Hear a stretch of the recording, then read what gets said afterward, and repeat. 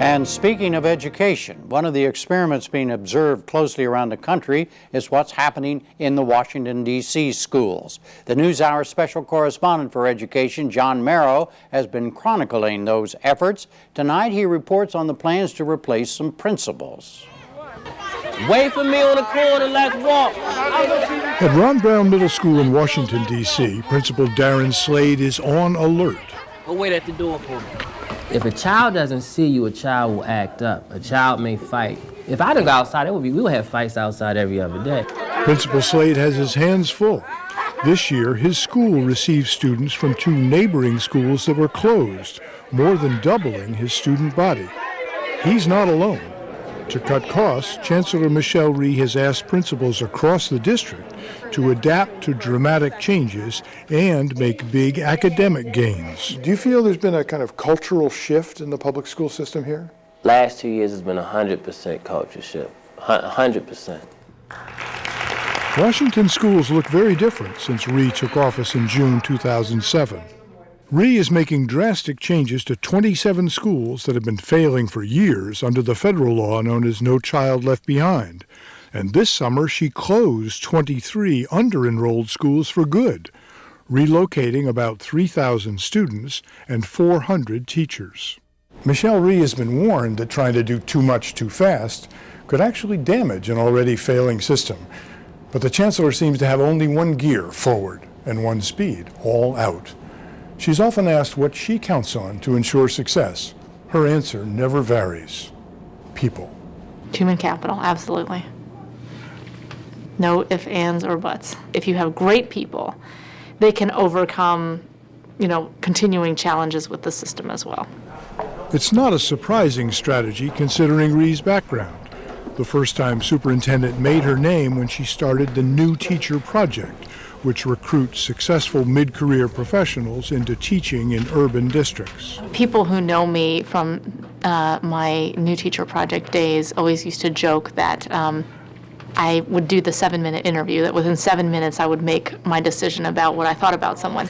But matching the right person to the right job isn't always easy, even for a seasoned professional.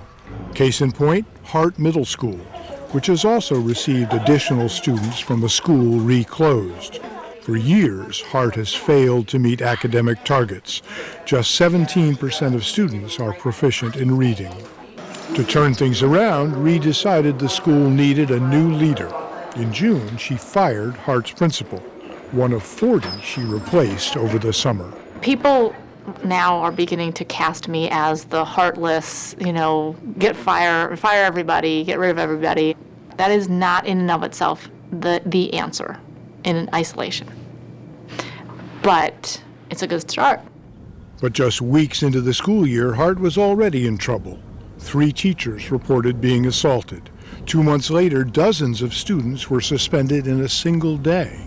Kids, especially middle schoolers, they're going to push the limits. And I think they pushed and kept on pushing and found that they, could eventually sort of gain control. Scary. No, you can't blame kids. They're 12. The day after the Washington Post published an article detailing chaos and violence at Hart, Rhee fired the new principal. I can't talk too much in detail about the personnel decisions, but what I can say is that I knew that for the best interests of the school, we needed to have new leadership. You just picked the wrong person? Yep. Are you saying I made a mistake? Absolutely. I made a mistake. She's hoping she made a better decision with Principal Slade at Ron Brown Middle School. He's grappling with similar challenges, rock-bottom test scores, an influx of new students, and ongoing changes mandated by No Child Left Behind. When Rhee met with Darrin Slade, who'd been the principal at Ron Brown for 2 years, she wasn't sure whether she would keep him on. In the first few minutes, I thought, well, he's very mild-mannered. He wasn't really didn't have a lot of energy. It wasn't very forceful. First period, But Slade has experience. He's merged schools before. Rhee decided to grant him a 3rd year as principal at Ron Brown. day one when the students came in, we addressed them as one group.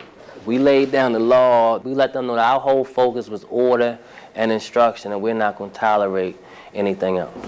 6, 5, 4. Rhee's office provided 2 assistant principals, 2 deans, and 40 additional security cameras, new this year in many schools, allowing Slade and his assistant principals to monitor every inch of the building. Students want to come to a school where they feel safe, so if a child knows everything is on camera, they're not going to assault somebody, they're not going to break into somebody's locker. That type of thing doesn't happen because students know if they do it, they're going to get caught. So far, there haven't been any major problems with discipline, but Rhee says it's not the cameras that make the difference. We have lots of other schools with lots more cameras. There is no order in those schools. That school is under control because Slade has it under control. But a safe school won't be enough to guarantee Slade a job next year. Less than 25% of students at Ron Brown are proficient in reading and math. You can send me to any school and I think we'll be able to improve and turn around the school as far as discipline and management, but that instructional piece has always been the biggest challenge. Rhee has asked Slade to raise scores by 10% by the end of the year, which would start to move the school off the No Child Left Behind failing list. I think the biggest challenge that that Slade faces is how is he going to drastically improve the quality of teaching that's going on in the classrooms every day. To meet his target, Slade is using the same strategy he used to restore order in the hallways, a constant presence. He drops in at least once a week. Like, you'll see him. Any period, any day. Slade spends much of his day observing teachers, checking that lesson plans are geared toward material and skills that will be tested. Sometimes he asks teachers to observe each other. We would go into the classroom and not only talk about what we didn't see, but really talk about what we did see and what we thought that was what they were doing great in that classroom. Okay, where do you live? And Slade, a former teacher, leads by example. When we visited, we found him teaching this English class, All right, now does she do a good job of providing something he does at least once a day. Thumbs up or thumbs down? Thumbs up.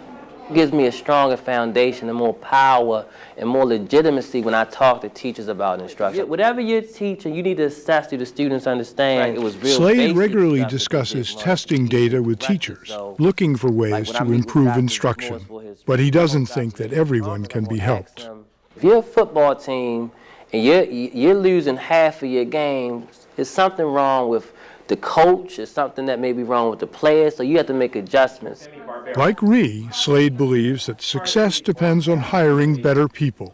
He expects to replace at least 6 of his 40 teachers by next fall. Teachers are feeling the pressure. A lot of times it feels like people are coming in to see where you messed up or to document how you messed up. And it's really hard when you're trying everything you can to be this great teacher for the kids. Every teacher has, at Ron Brown has, 125 kids who are counting on them. And what happens in our schools while they're here will make or break what their futures look like. They're not the only ones with their jobs on the line. There's no doubt as an administrator in my mind that if I don't produce it, I'm not going to make it. People feel a little stressed out. They feel a lot of pressure. That's good. Pressure is good. Michelle Rhee will have to wait until students are tested in late April to find out if her strategy is working. In his next report, John returns to the other major school reform story he's been following in the New Orleans public schools. The focus will be cracking down on big truancy problems there.